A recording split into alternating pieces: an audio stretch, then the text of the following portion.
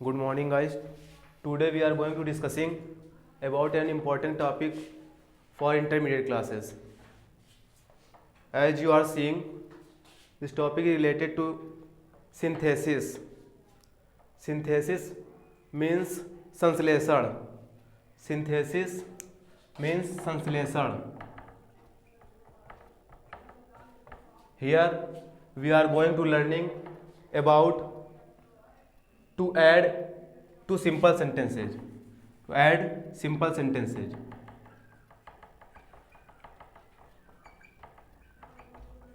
और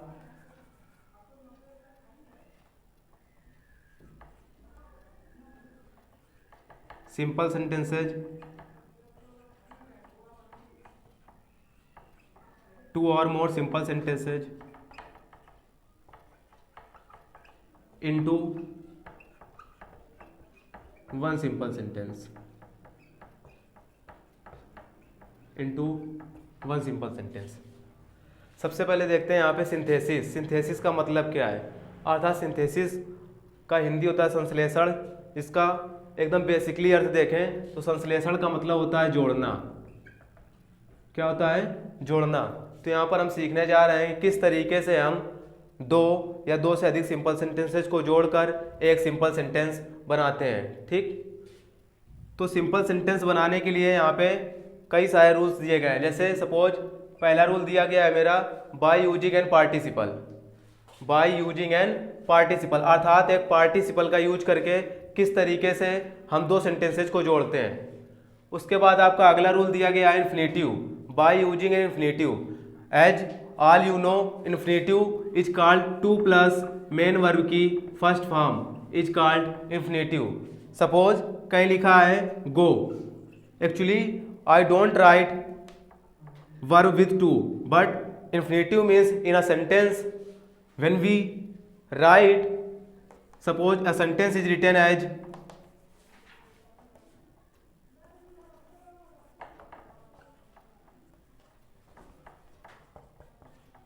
to walk in morning is good for health.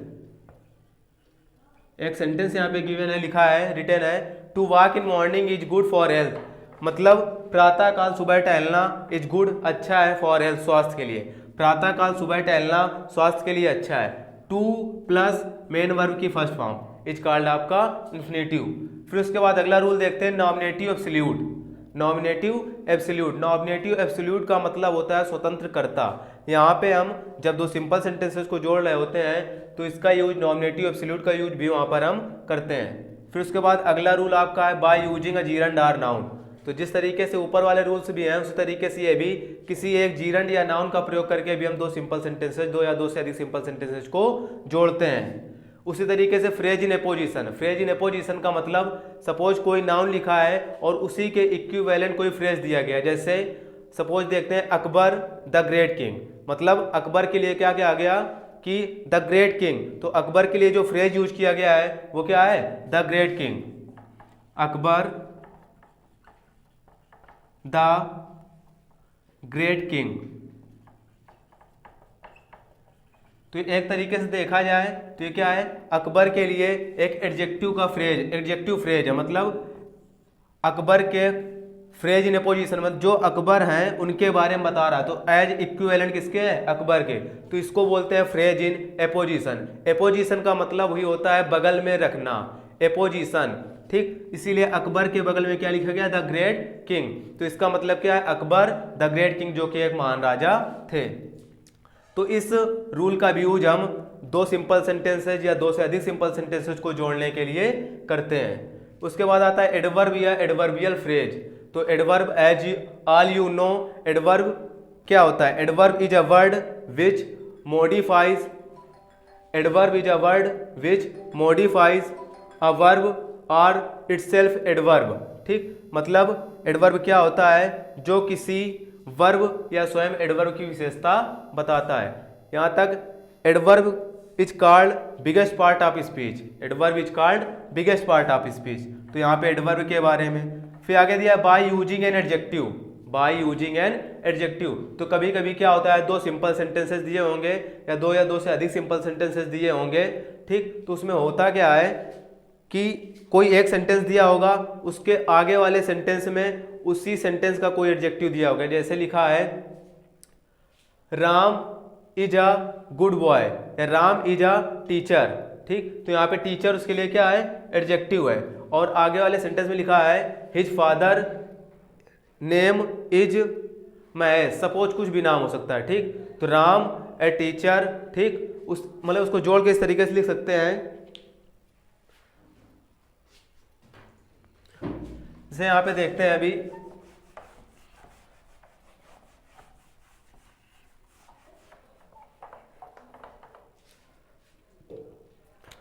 जैसे लिखा है Ram is a student, he is clever. तो यहां पे हम देख रहे हैं लिखा है Ram is a student, Ram एक छात्र है, उसके आगे वहां पे लिखा है ही इज क्लेवर। क्लेवर मतलब चतुर। यहाँ पे क्लेवर तुम्हारा क्या है, एडजेक्टिव है। ये किसकी, राम को डिफाइन कर रहा है, राम को क्वालिफाई कर रहा है कि राम कैसा है, क्लेवर है, चतुर है। अर्थात हम देखें तो यहाँ पे क्लेवर किसकी क्वालिटी बता रहा है, राम की। तो जब इनको हम कंबाइन करके लिखना चाहें तो हम इस तरीके से लिख सकते हैं Ram is a clever student. क्या लिख सकते हैं, Ram is a clever student, ठीक।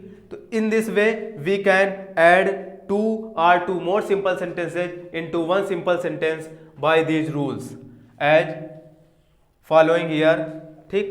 अब we now start from first rule।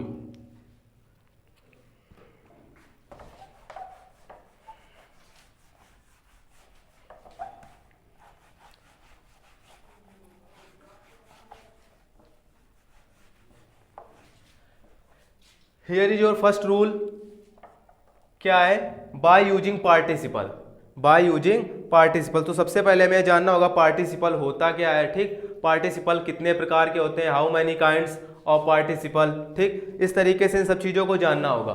तो बेसिकली पार्टिसिपल आपके 3 प्रकार के होते हैं। There are 3 types of participles. First होता है आपका प्रेजेंट पार्टिसिपल, सेकेंड आपका होता है past participle, and third is called आपका perfect participle, not future. Basically गलतियां यहीं पे होती हैं, बोलते हैं क्या प्रेजेंट पास्ट फ्यूचर, क्योंकि ये हमारी लैंग्वेज पे होता है, चलन पे होता है, ठीक। तो नॉट फ्यूचर क्या होता है, परफेक्ट। क्या होता है, परफेक्ट। तो प्रेजेंट पास्ट और परफेक्ट पार्टिसिपल, प्रेजेंट पास्ट और परफेक्ट पार्टिसिपल, ठीक। तो कौन कौन से, प्रेजेंट पार्टिसिपल, पास्ट पार्टिसिपल और परफेक्ट पार्टिसिपल। सबसे पहले अब बात आती है प्रेजेंट पार्टिसिपल क्या होता है, ठीक। प्रेजेंट पार्टिसिपल क्या होता है, तो देखो प्रेजेंट पार्टिसिपल जो है, जिस तरीके से वर्ब की आईएनजी फॉर्म होती है, ठीक, वर्ब की आईएनजी फॉर्म, यही आपका क्या होती है, पार्टिसिपल। कौन सा, प्रेजेंट पार्टिसिपल। प्रेजेंट पार्टिसिपल का मतलब वर्ब की फर्स्ट फॉर्म प्लस आईएनजी। अब हम पहचानेंगे कैसे, क्योंकि हम जब जीरंड पढ़ते हैं तो वहां पे भी देखते हैं कि वर्ब की फर्स्ट फॉर्म प्लस आईएनजी होता है। तो अब ये समस्या कि ये पार्टिसिपल है, प्रेजेंट पार्टिसिपल, या जीरंड ये है, या फिर ये जीरंड है, या ये पार्टिसिपल है, ठीक। तो समझना क्या है, हम हिंदी से रिलेट करते हैं, किससे, हिंदी से, क्योंकि जब कोई सेंटेंस लिखा होता है तो सबसे अच्छा तरीका उसको समझने का, हमारी अंडरस्टैंडिंग पावर क्या है, हिंदी। यदि सेंटेंस की हमें हिंदी समझ में आ रही है तो हम उसे किसी भी तरीके से मोल्ड कर सकते हैं। तो कहीं पे भी यदि आप देख रहे हैं कि प्रेजेंट पार्टिसिपल है, तो प्रेजेंट पार्टिसिपल हमेशा और हमेशा जब उसका हिंदी अर्थ निकालेंगे तो उससे निकलेगा हुए या करके। क्या निकलेगा, हुए या करके।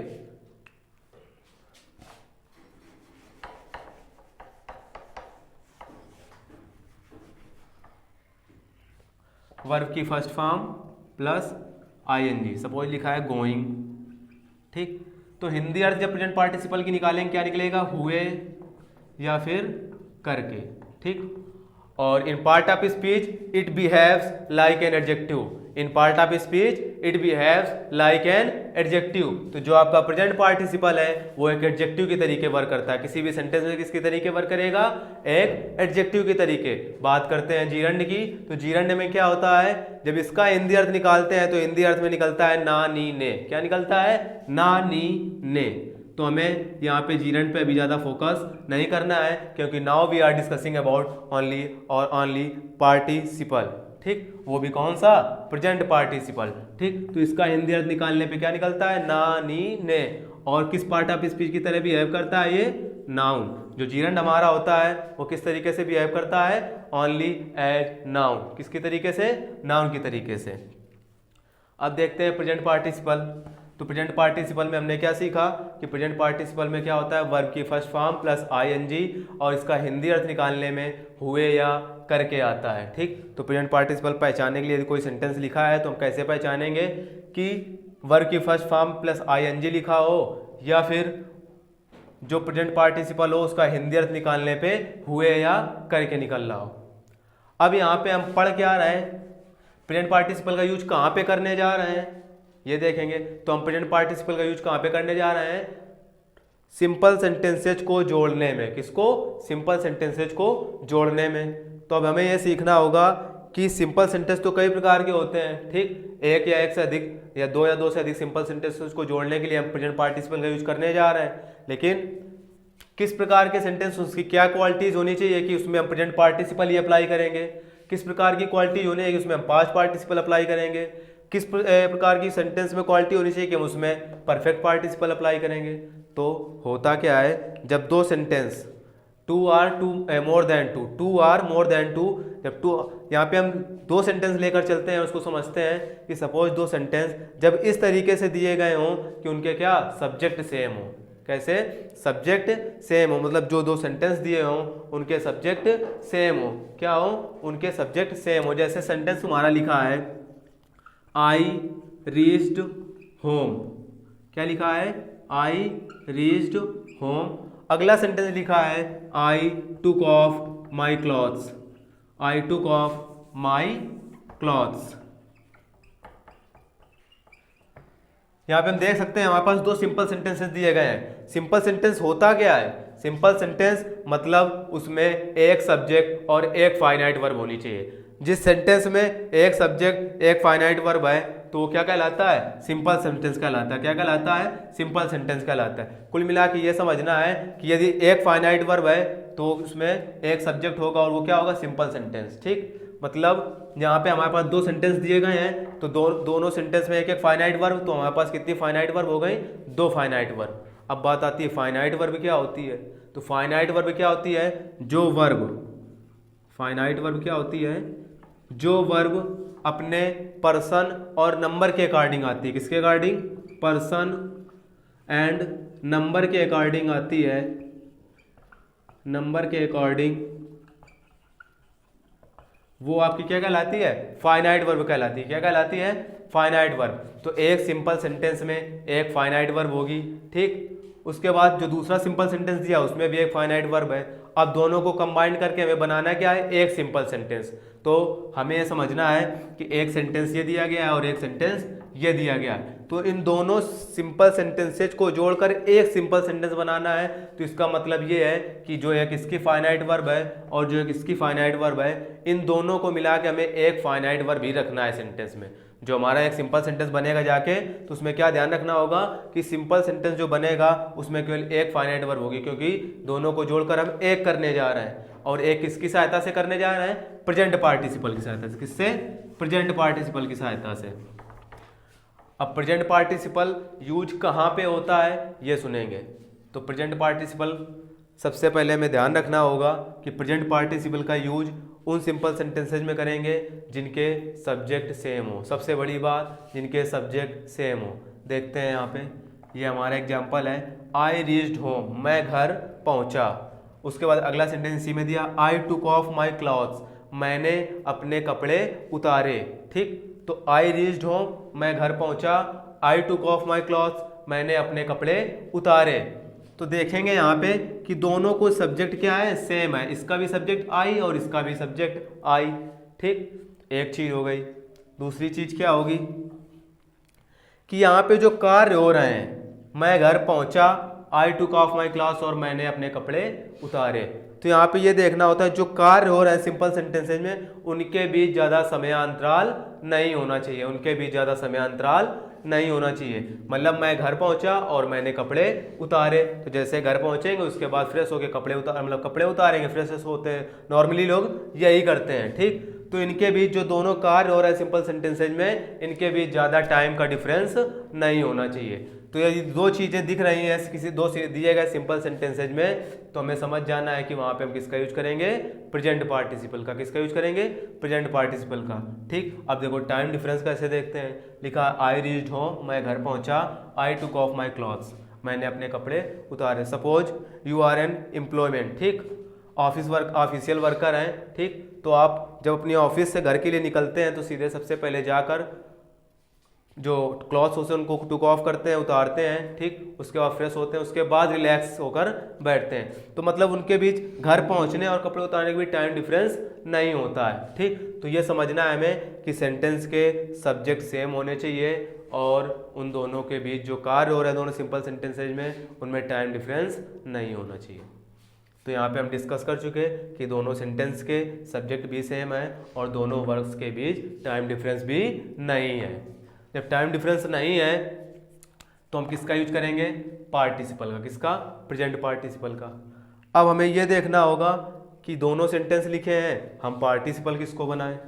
ठीक, जब पार्टिसिपल किसको बनाएं तो बात आती है कि जो कार्य, कौन सा, जो कार्य पहले हुआ हो, कौन सा, जो कार्य पहले हुआ हो, जिस सेंटेंस में जो कार्य पहले हुआ हो उसी सेंटेंस को हम पार्टिसिपल में चेंज कर देते हैं। जैसे आई रीच्ड होम, मैं घर पहुंचा, आई टुक ऑफ माई क्लॉथ्स, मैंने अपने कपड़े उतारे। तो पहले क्या होगा, पहले मैं घर पहुंचूंगा उसके बाद कपड़े उतारूंगा ना।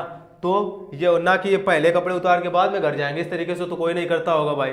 ठीक, तो क्या होगा, आई रीच्ड होम, मैं घर पहुंचा, आई टुक ऑफ माई क्लॉथ्स, मैंने अपने कपड़े उतारे। तो यहाँ पे हमें देखना क्या है कि उस सेंटेंस को हम पार्टिसिपल में चेंज करेंगे जो कार्य पहले हुआ हो, जिसमें कार्य पहले हो। तो यहाँ पे देख रहा आई रीच्ड होम, मैं घर पहुंचा, तो यही कार्य पहले हो रहा है, तो इसको हम किस में चेंज कर देंगे, पार्टिसिपल में। तो पार्टिसिपल होता क्या है, वर्ब की फर्स्ट फॉर्म प्लस आईएनजी। तो यहाँ पे वर्ब क्या है, रीच्ड, क्या है, रीच्ड। अब यहाँ पे क्योंकि ये पास्ट इंडेफिनिट में टेंस है तो इसकी वर्ब क्या होगी, reach.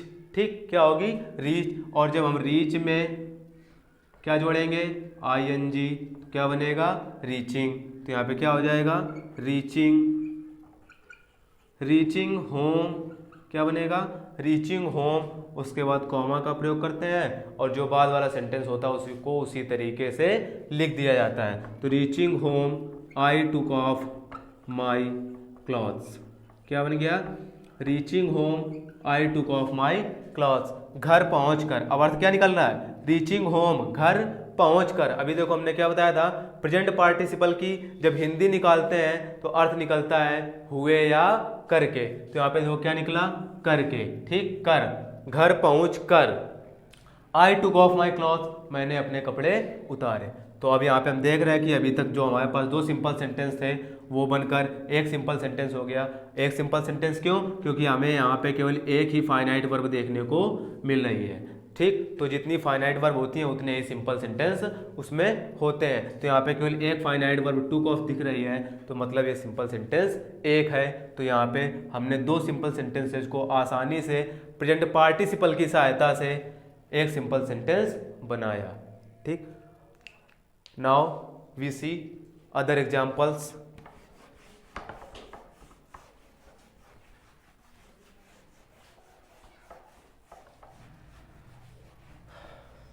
As we write,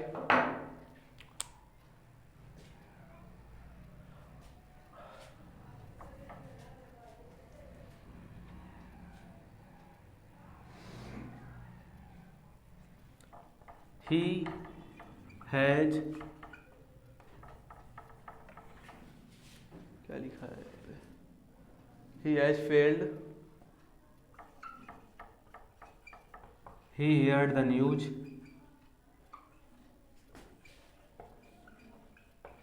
he fainted. ठीक, आपको अगला एग्जाम्पल लिखा है he has failed, he heard the news, he fainted. तो अभी हमने बताया था कि two or more than two simple sentences. We are going to discussing about synthesis in which we add two or more than two simple sentences into one simple sentence. ठीक, तो अभी जो प्रीवियस एग्जाम्पल था उसमें क्या था, दो simple sentence थे। नाउ वी सी हियर, यहाँ पे तीन सिंपल सेंटेंस दिए हैं। कितने? तीन। पहला ही हैज फेल्ड, जहाँ पे फाइनाइट वर्ब हमको दिखाई दे रही है फेल्ड। उसके बाद अगला ही हियर्ड द न्यूज, जहाँ पे फाइनाइट वर्ब दिखाई दे रही है हियर्ड। उसके बाद अगला दिया है ही फेंटेड, वो ही फेंटेड दिया है, तो इसकी अगली वर्ब क्या हो गई? Finite verb fainted. तो तीन सिंपल सेंटेंस है, मतलब तीन फाइनाइट वर्ब्स मेरे पास हैं। अब हमें करना क्या है कि इन तीनों सिंपल सेंटेंसेज को जोड़कर एक सिंपल सेंटेंस बनाना है। तो हम देखेंगे क्या कि सिंपल सेंटेंस बनाएंगे, किस तरीके से बनाएंगे। तो भाई सबसे पहले हमने बताया कि यहाँ पे हम प्रेजेंट पार्टिसिपल पढ़ रहे हैं, तो उसके लिए हमें क्या देखना होगा कि सेंटेंस के जितने भी सिंपल सेंटेंसेस दिए गए हैं उनके सब्जेक्ट सेम होने चाहिए।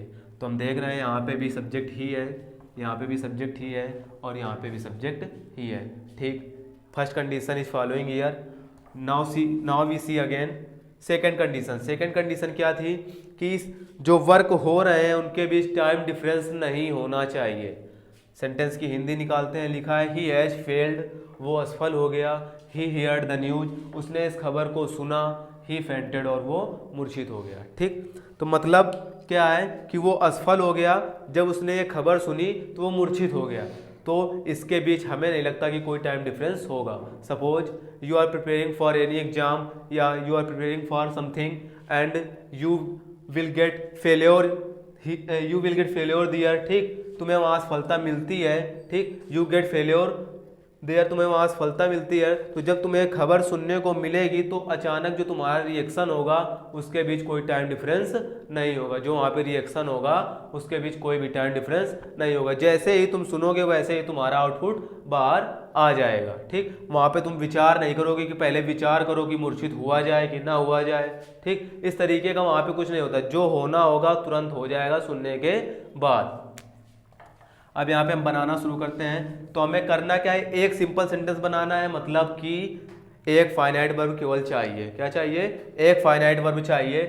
तो यहाँ पे जो दो और अदर्स फाइनाइट वर्ब दी गई हैं उनको हमें चेंज करना होगा। पार्टिसिपल में चेंज करेंगे, किसमें? प्रेजेंट पार्टिसिपल में। तो ही हैज फेल्ड, सबसे पहले काम क्या हुआ होगा? वो फेल हुआ होगा, फिर उसने इस खबर को सुनी होगी, फिर उसके बाद वो बेहोश हुआ होगा। ठीक, ऐसा तो होगा नहीं कि पहले खबर आ गई फिर फेल हुआ हो, ऐसा तो नहीं हो सकता ना। तो फिर देखते हैं यहाँ पे failed, he heard the news, he fainted. तो हमें क्या करना है? पार्टिसिपल, प्रेजेंट पार्टिसिपल बनाना है। तो वर्ब देखिए हियर्ड। ठीक, तो हिंदी में पहले जोड़ना सीखते हैं, किस तरीके से जोड़ेंगे। लिखा है ही हैज फेल्ड, वो असफल हो गया। ही हियर्ड द न्यूज, उसने इस खबर को सुनी। ही फेंटेड, और वो मूर्छित हो गया। तो हम हिंदी में यदि तीनों सेंटेंस को जोड़कर एक बात में कहना चाहें, एक सेंटेंस में कहना चाहें, तो क्या कहेंगे कि अपनी असफलता की खबर सुनकर, क्या कहेंगे? अपनी असफलता की खबर सुनकर वो मूर्छित हो गया, वो बेहोश हो गया। ठीक, तो अपनी असफलता की खबर सुनकर। ठीक, तो अर्थ क्या निकला? सुन करके, मतलब हमें पार्टिसिपल किसका बनाना होगा? हियर का। किसका बनाना होगा? हियर का। तो hearing the news of his failure, अपनी असफलता की खबर सुनकर ही फेंटेड, वो मूर्छित हो गया। क्या हो गया? मूर्छित हो गया। तो इस तरीके से यहाँ पे तीन सिंपल सेंटेंस गिवन थे और उनको जोड़ के हमने एक सिंपल सेंटेंस प्राप्त कर लिया है। ठीक, by using present participle. Present participle. Now we see another example.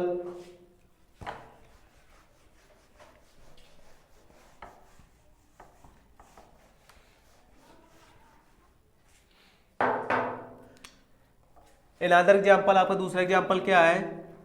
I was hungry. दूसरा सेंटेंस लिखा है आई टुक माई फूड। क्या लिखा है?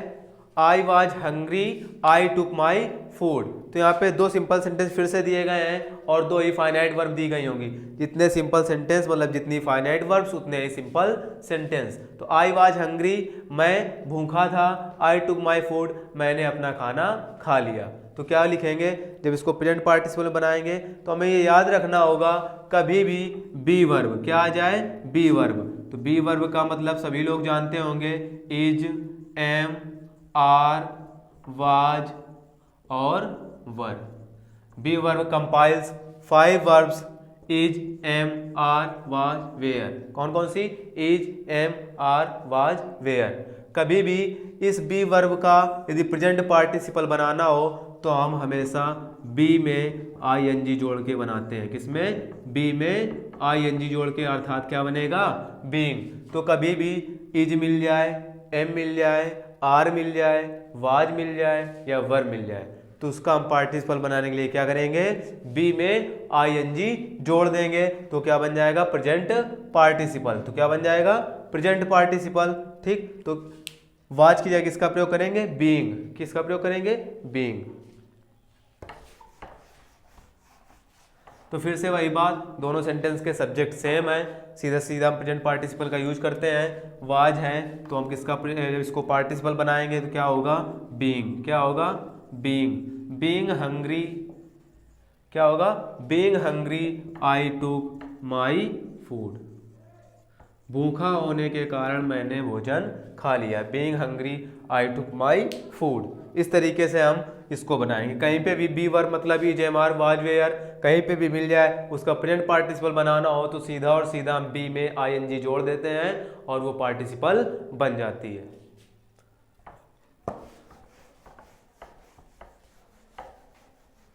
Now we see some more examples. As लिखा है, she went to the garden.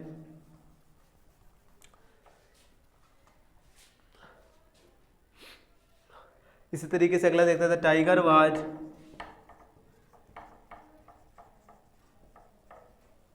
Hungry, he killed a goat. He killed a goat. फिर से एक बार, the tiger was hungry, he killed a goat. Subject दोनों के सेम है, बस अर्थ मतलब ये है कि यहाँ पर द टाइगर है और इसके लिए प्रोनाउन यहाँ पे किसके प्रयोग किया गया है, ही। सब्जेक्ट दोनों सेम है, द टाइगर के लिए यहाँ पर ही आया, मतलब दोनों के सब्जेक्ट सेम है। वर्ब वाज दी गई हुई है तो वाज को जब हम प्रेजेंट पार्टिसिपल में चेंज करेंगे तो हमने बताया क्या हो जाएगा, बीइंग। तो सेम उसी तरीके से जैसा प्रीवियस सेंटेंस था, बीइंग हंग्री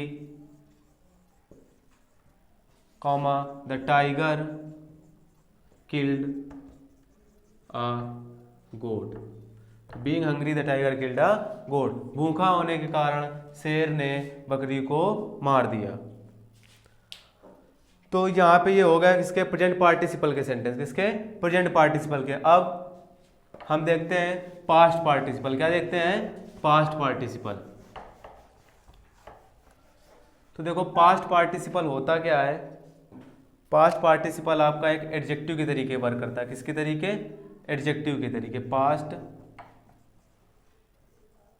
पार्टिसिपल, ठीक। पास्ट पार्टिसिपल आपका किसके तरीके वर्क करता है, एडजेक्टिव के तरीके। किसके तरीके, एडजेक्टिव के तरीके। होती क्या है इसमें, वर्ब की थर्ड फॉर्म। क्या होती है, वर्ब की थर्ड फॉर्म। एग्जाम्पल से देखते हैं, लिखा है, I saw a lion, he was wounded. I saw a lion, he was wounded. ठीक, मतलब मैंने एक शेर देखा वो घायल था। मैंने एक शेर देखा वो घायल था। ठीक, अब हम यहाँ पे क्या करेंगे, ये नहीं देखना है कि सेंटेंस के सब्जेक्ट सेम है कि नहीं है। ठीक, ये पास्ट पार्टिसिपल पे नहीं देखना, हमें ये देखना है कि जिस तरीके से एडजेक्टिव का यूज करते हैं जोड़ने के लिए, उसी तरीके से सेम पास्ट पार्टिसिपल का। उसमें करना ये होता है कि जो दिए गए सेंटेंसेज हैं, ठीक, उनमें से किस सेंटेंस में एडजेक्टिव दिया गया है, मतलब पास्ट पार्टिसिपल दिया गया है या वर्ब की थर्ड फॉर्म दी गई है। जैसे देखते हैं, आई सा ए लायन, तो आई सा ए लॉयन के लिए यहाँ पे एडजेक्टिव लिखा है ही वाज वुंडेड, वो घायल था। क्या था? घायल था। तो यहाँ पे जो वुंडेड है ये वर्ब की थर्ड फॉर्म है, मतलब क्या है? पास्ट पार्टिसिपल है। क्या है? पास्ट पार्टिसिपल है। क्या है ये? पास्ट पार्टिसिपल है। और ये किसके तरीके करेगा? एडजेक्टिव के तरीके। तो जब एडजेक्टिव है तो इसको नाउन से पहले हम उठा के लगा देंगे। आई सा ए वुंडेड लायन, क्या बन जाएगा?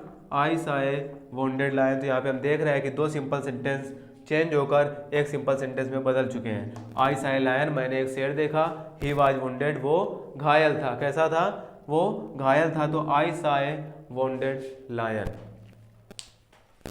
अगला एग्जांपल देखते हैं इसी में।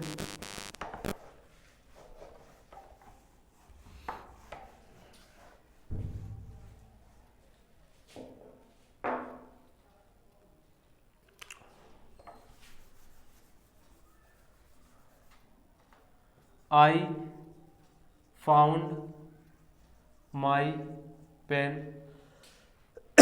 It was lost. लिखा है found my pen, it was lost. मैंने अपना पेन पाया, इट वॉज लॉस्ट, ये खो गया था। मतलब मैंने अपना खोया हुआ पेन पाया। कैसा पेन? खोया हुआ पेन पाया। हिंदी में जोड़ेंगे क्या बनेगा? मैंने अपना खोया हुआ पेन पाया। ठीक, तो यहाँ पे लॉस्ट है जो कि लॉस की थर्ड फॉर्म है, तो प्रेजेंट ये पास्ट पार्टिसिपल है और एडजेक्टिव के तरीके वर्क करेगा। ये किसके तरीके? एडजेक्टिव के तरीके। तो करता क्या है यहाँ पे? कुछ नहीं, बस आई फाउंड माई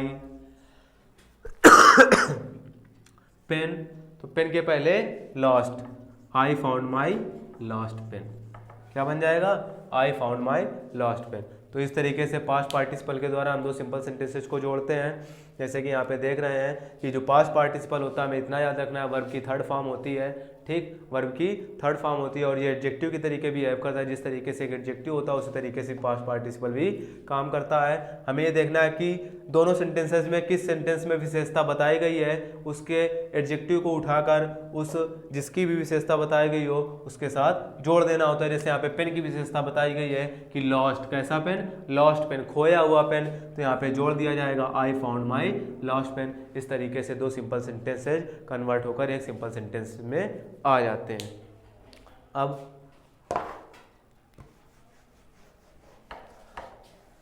यहाँ पे हम देख रहे हैं कि अभी हम प्रेजेंट पार्टिसिपल पढ़ चुके हैं, पास्ट पार्टिसिपल। अब उसके बाद अगला हम देखते हैं परफेक्ट पार्टिसिपल। कौन सा? Perfect participle. कौन सा? Perfect participle.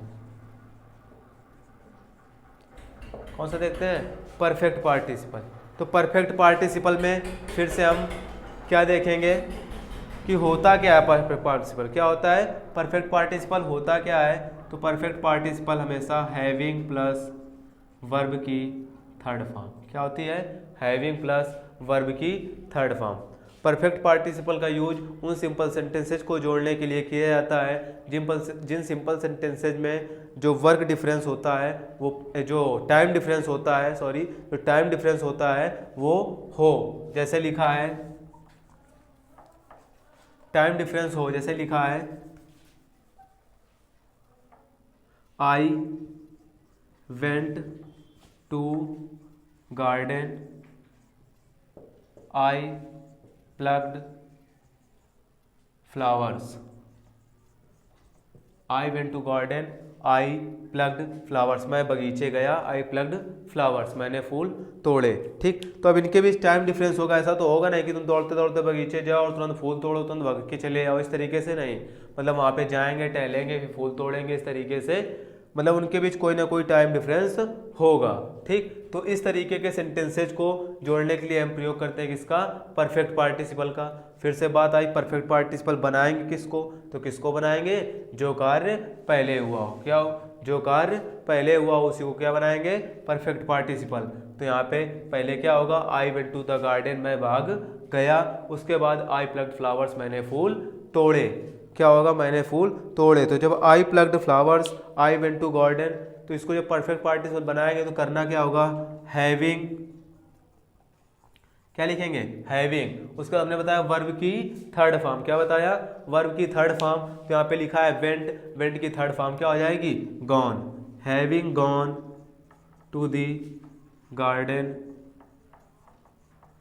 Comma I plugged flowers. I plugged flowers, तो having gone to the garden I plugged flowers. तो इस तरीके से हम परफेक्ट पार्टिसिपल की सहायता से भी दो सिंपल सेंटेंसेस को जोड़कर एक सिंपल सेंटेंस बना लेंगे। कब? जब उनके बीच टाइम डिफरेंस सेंटेंसेज में दिया गया हो। ये टाइम डिफरेंस नहीं है तो हम किसका प्रयोग करेंगे? प्रेजेंट पार्टिसिपल का।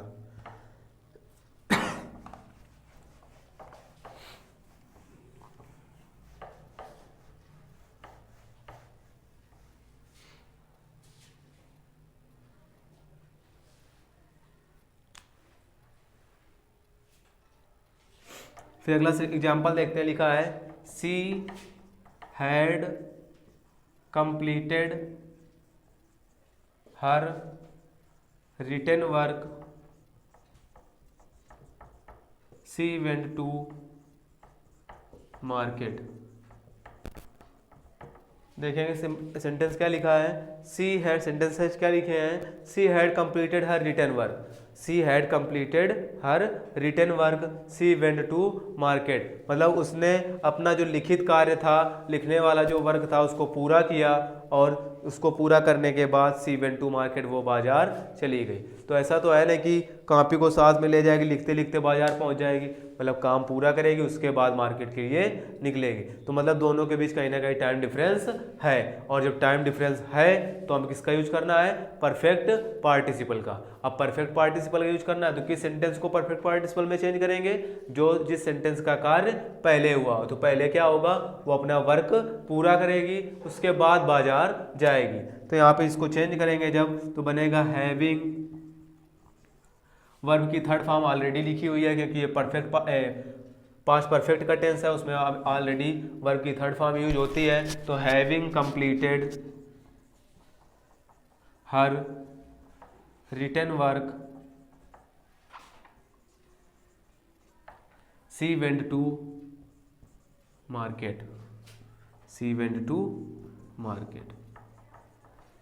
तो इस तरीके से हम पार्टिसिपल्स की सहायता से दो या दो से अधिक, two or more than two simple sentences, ठीक, दो या दो से अधिक सिंपल सेंटेंसेज को जोड़कर एक सिंपल सेंटेंस बनाते हैं। किसकी सहायता से?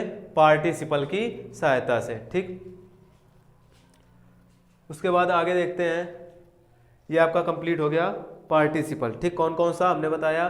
प्रेजेंट पार्टिसिपल, पास्ट पार्टिसिपल और परफेक्ट पार्टिसिपल।